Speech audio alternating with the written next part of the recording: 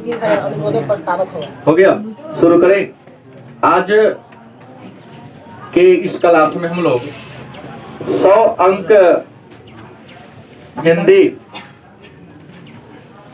के काव्य खंड के चैप्टर संख्या 8 पर चर्चा करेंगे और चैप्टर संख्या 8 का नाम है उषा। क्या नाम है? उषा। और शायद आप सबको पता है कि उषा का मतलब होता है सुबह। उषा का मतलब क्या होता है? सुबह। और उषा के जो रचनाकार हैं, जो लेखक हैं, उनका नाम है शमशेर बहादुर सिंह। उषा के लेखक शमशेर बहादुर सिंह हैं। तो आइए कविता पाठ करने से पहले हम शमशेर बहादुर सिंह के जीवन चरित्र के बारे में, उनके उपलब्धियों के बारे में जानें। तो शमशेर बहादुर सिंह हिंदी साहित्य के आधुनिक काल के एक महान कवि। शमशेर बहादुर सिंह हिंदी साहित्य के आधुनिक काल के एक महान कवि हैं। यह कवि, शायर और गीतकार भी थे। इन्हें कवियों का कवि कहा जाता है। इनका जन्म 13 जनवरी 1911 ईस्वी को उत्तराखंड के देहरादून जिला में हुआ था। इनकी मृत्यु 1993 ईस्वी में हो गई। इनके पिता का नाम तारीफ सिंह, पिता का नाम तारीफ सिंह और माता का नाम प्रभुदेवी था। इनका विवाह 1929 ईस्वी में धर्मा देवी के साथ हुआ। यह अंग्रेजी भाषा से एमए की शिक्षा प्राप्त किया था। इन्होंने अंग्रेजी भाषा से एमए की शिक्षा प्राप्त किया था।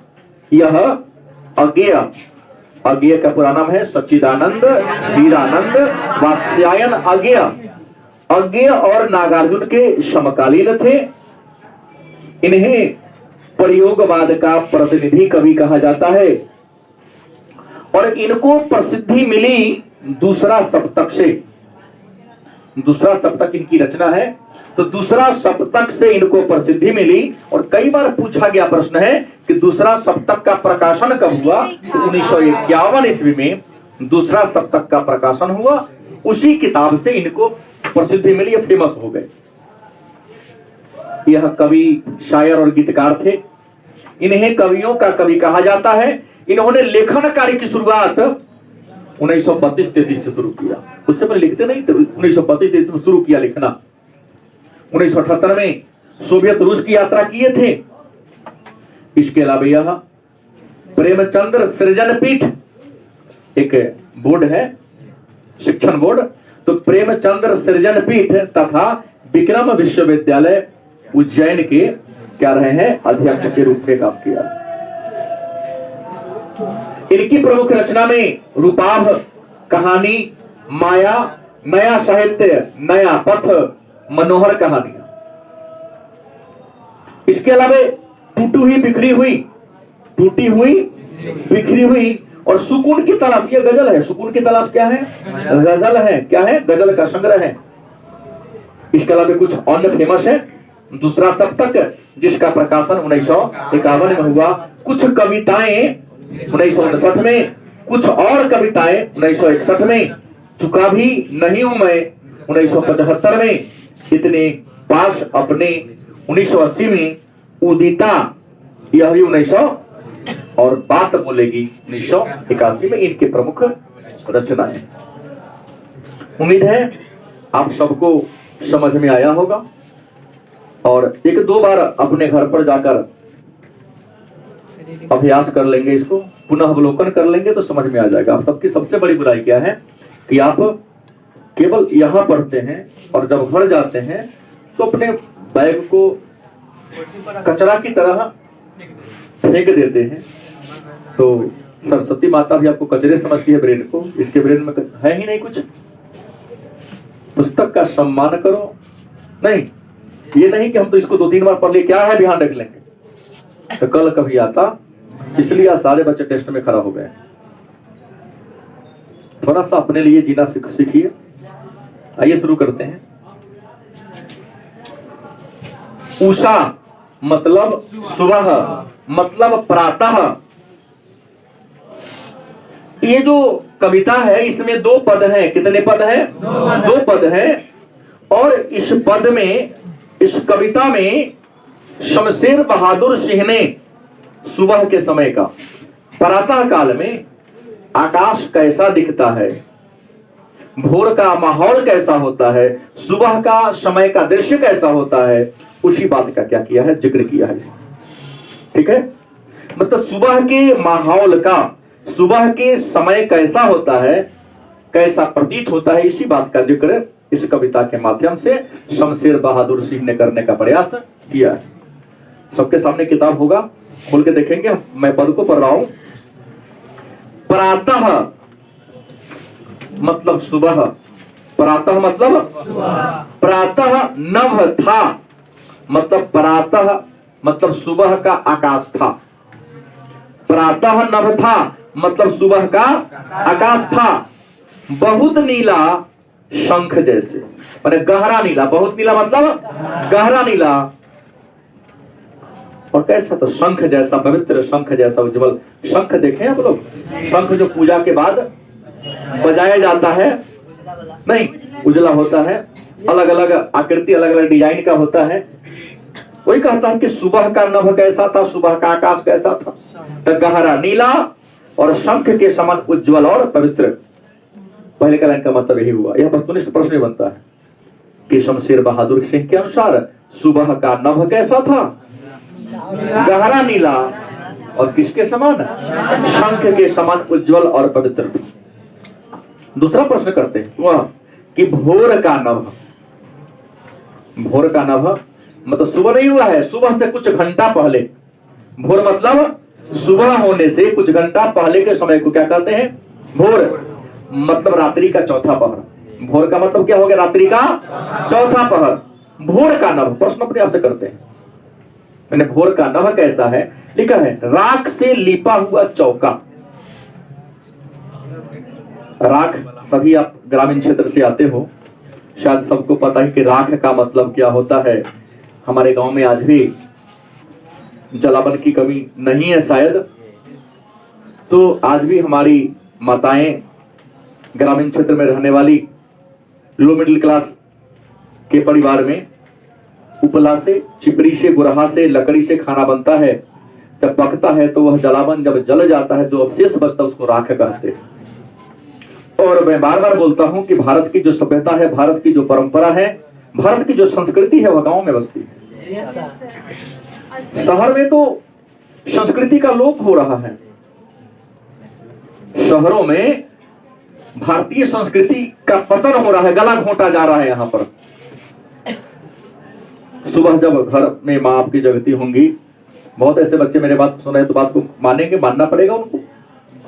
घर द्वार बढ़नी से बहार देती है, एक मिट्टी की या टूटा फूटा पुराना कटरा होगा, उसमें थोड़ा सा मिट्टी रखा होगा, पानी रखा होगा और उसमें कपड़ा होगा, उसको पोतन कहते हैं। क्या कहते हैं? पोतन कहते हैं। हाँ, पोतना या पोतन कहते हैं उसी को।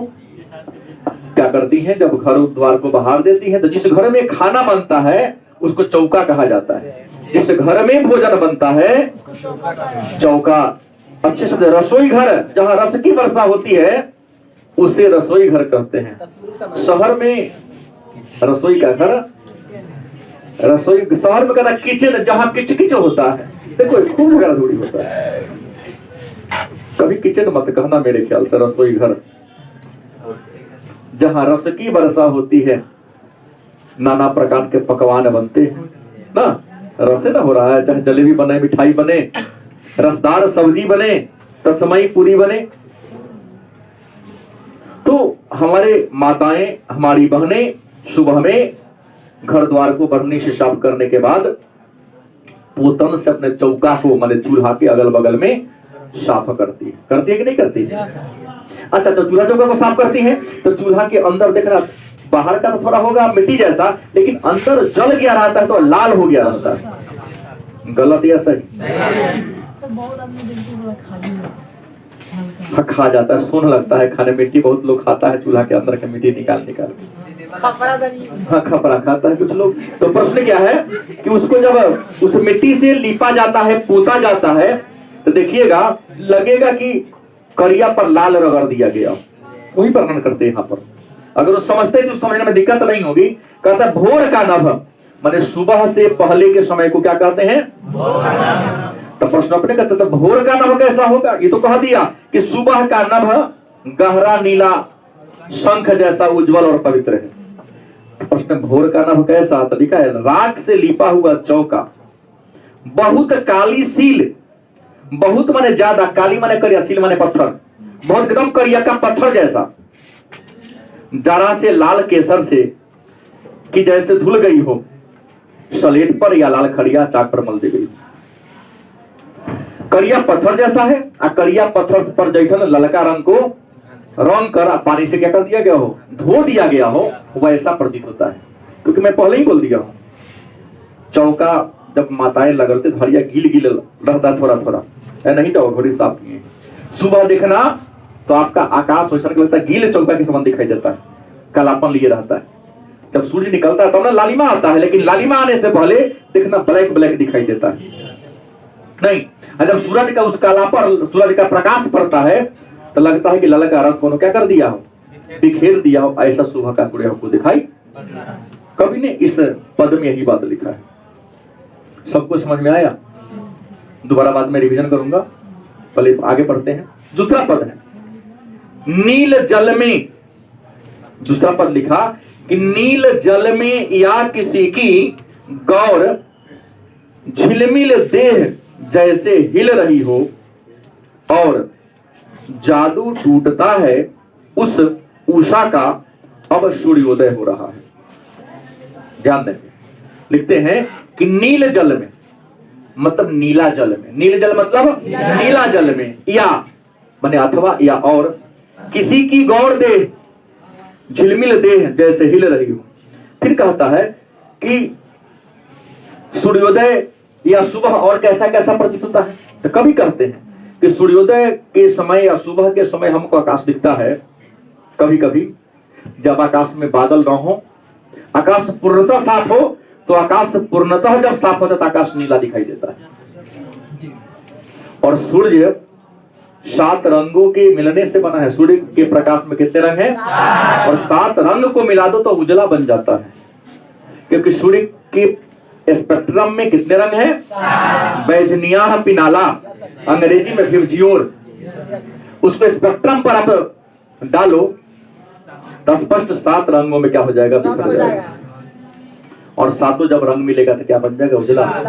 आकाश का रंग नीला, आकाश का रंग सूर्य का रंग, प्रकाश का रंग उजला। कभी कहते हैं तो सुबह में आकाश का रंग कैसा होगा? तो कभी लिखते हैं कि जैसे नीला जल में कोई सुंदर स्त्री, गौरवर्ण वाली गौरवर्ण स्त्री स्नान कर रही हो और उसका बदन जब गोरा होगा तो नीला जल जब हिलेगा तो झिलमिलाएगा, तो जितना सुंदर प्रतीत होता है उतना ही सुंदर सुबह के समय के सूर्य का दृश्य दिखाई देता है। और वो सब आपके मन में जो माया है टूट जाता है जब सूर्य का प्रकाश क्या होता है? निकलता है। वो लिखता है जादू टूट जाता है। ये जो महसूस होता है कोई सुंदर स्त्री, सुंदर कन्या नीला जल में नहा रही है, उसका बदन हमको स्पष्ट दिख रहा है, उस समय माया टूट जाता है जब सूर्य का प्रकाश क्या होता है? मतलब उषा का जादू कब टूटता है? जब सूर्य का प्रकाश। ये पद है आपका, ठीक है। तो इस प्रश्न को एक बार वस्तुनिष्ठ बना है, मैं रिपीट कर दे रहा हूं। उम्मीद है आप लोगों को समझ में नहीं, बोलना नहीं, मैं बोल देता हूं अपने। अगर आपसे प्रश्न करे कि प्रातः का नभ कैसा था तो आपका उत्तर होगा कि सर प्रातः का नभ बहुत नीला या गहरा नीला और शंख के समान उज्जवल। दूसरा प्रश्न इसमें से पूछ सकता है कि भोर का नभ कैसा होता है? भोर मतलब सुबह होने से पहले के 1 घंटा समय, या रात्रि के चौथा पहर को भोर कहते हैं। भोर का नभ कैसा होता है? तो राख से लिपा हुआ चौका के समान, काला सिलबट्टा के समान या काला पत्थर के समान, या स्लेट पर चाहे करिया पत्थर पर कोई गिरुआ रंग गिरा दिया हो, पानी से धो दिया हो, उसके समान प्रतीत होता है। फिर प्रश्न करता है कि सुबह के समय और कैसा दिखता है? तो नीला जल में कोई सुंदर कन्या स्नान कर रही हो, और जब पानी हिलता है तो जैसा छिलमिलाता हो वैसा प्रतीत होता है। और अगला प्रश्न है, उषा का जादू कब टूटता है? उत्तर होगा सूर्य के उगने के बाद, सूर्य के उदय होने के बाद उषा का जादू टूट जाता है। तो आज की क्लास में इतना है।